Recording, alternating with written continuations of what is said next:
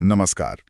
आज हम एक बहुत ही दिलचस्प विषय पर बात करने वाले हैं, ब्रह्म पुराण, और उसमें भी भारत के पवित्र तीर्थों का जो वर्णन है उस पर।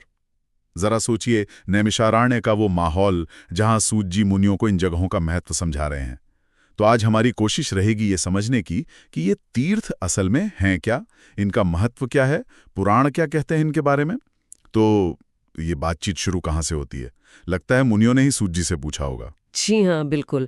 मुनिगण पूछते हैं कि भाई ये तीर्थ यात्रा क्यों करनी चाहिए और सबसे अच्छे तीर्थ कौन से हैं। अच्छा। और यहीं पर सूत जी एक बहुत गहरी बात कहते हैं। वो समझाते हैं कि तीर्थ सिर्फ आप कहिए कोई नदी, पहाड़ या कोई जगह ही नहीं है। भगवान का स्मरण करना, अच्छे लोगों का साथ सत्संग, और जो हम अच्छे काम करते हैं निस्वार्थ भाव से, वो भी तीर्थ ही हैं। ओह, तो ये सिर्फ भूगोल नहीं है, ये तो एक आध्यात्मिक सोच हुई। बिल्कुल, ये एक स्पिरिचुअल कॉन्सेप्ट है। तो फिर पुराणों में जो ये लिखा है कि तीर्थ जाने से पाप नष्ट होते हैं, कर्म बंधन से मुक्ति मिलती है, इसका क्या मतलब है? हाँ, देखिए, पुराण कहते हैं कि इन पवित्र जगहों पर स्नान या दर्शन करने से मन पर एक असर पड़ता है, पाप कर्मों का प्रभाव कम होता है। अच्छा। और ये भी माना जाता है कि इन जगहों पर देवताओं का वास होता है एक सूक्ष्म रूप में। तो ये बाहरी सफाई के साथ साथ अंदर की मन की शुद्धि की प्रक्रिया है। समझ गया। पर इसमें भी कोई पेच होगा, कोई चेतावनी? हाँ हाँ, बिल्कुल है। सूत जी साफ कहते हैं कि अगर यात्रा सिर्फ दिखावे के लिए है या अहंकार के लिए कि भी देखो मैं इतनी यात्राएं कराया, या सिर्फ घूमने फिरने के मकसद से है, तो उसका कोई आध्यात्मिक फल नहीं है, शून्य है। तो फिर फल कैसे मिलेगा? फल मिलता है भक्ति से, सच्ची श्रद्धा से और निष्काम भाव से, बिना किसी स्वार्थ के।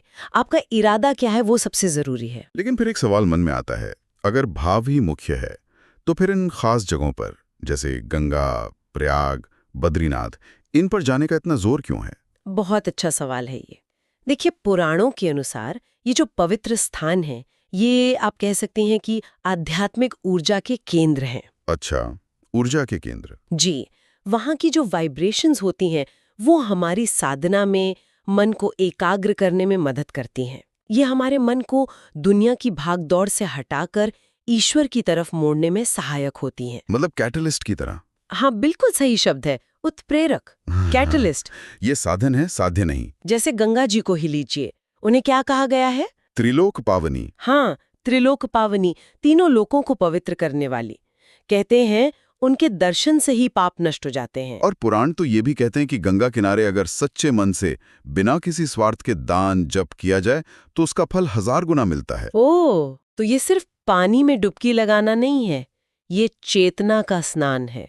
जगह और भाव दोनों का महत्व है। जी। इसी तरह प्रयागराज है, जहाँ गंगा, यमुना और सरस्वती का संगम है, अदृश्य सरस्वती का। वहाँ माघ के महीने में स्नान का बड़ा महत्व है। जी, और वहाँ कल्पवास की भी परंपरा है। पूरा माघ महीना वहीं रहना, संयम से रहना, जप तप करना, सत्संग करना। हाँ, सुना है इसके बारे में। कहते हैं ऐसा करने वाले को ब्रह्मलोक तक मिल सकता है। तो ये उदाहरण दिखाते हैं कि जगह, कर्म और मन की स्थिति तीनों मिलकर यात्रा को सही मायने देते हैं। इनके अलावा पुष्कर का भी जिक्र आता है, बद्रिकाश्रम का। हाँ, पुष्कर ब्रह्मा जी का स्थान, बद्रिकाश्रम नारायण की तपोभूमि, द्वारका भगवान कृष्ण की नगरी, रामेश्वरम जहाँ राम जी ने शिवलिंग स्थापित किया, बहुत सारे हैं। सब इसी सिद्धांत को बताते हैं। और इन यात्राओं को सही ढंग से करने के कुछ नियम भी होते होंगे। हाँ, निश्चित रूप से। सूत जी बताते हैं कि यात्रा के दौरान इंद्रियों पर संयम रखना चाहिए। मतलब जैसे कम बोलना, सादा भोजन करना, ब्रह्मचर्य का पालन करना जहाँ तक संभव हो, गुस्सा नहीं करना, दूसरों की मदद करना, दान करना। अच्छा। और सबसे जरूरी, उस तीर्थ स्थान का या वहाँ रहने वालों का कभी अपमान नहीं करना। ये नियम दिखाते हैं कि ये कोई पिकनिक नहीं है, ये एक पूरी साधना है, एक अनुशासन है। तो अगर हम इस पूरी चर्चा का सार निकालें तो ब्रह्मा पुराण हमें तीर्थों के बारे में क्या सिखा रहा है?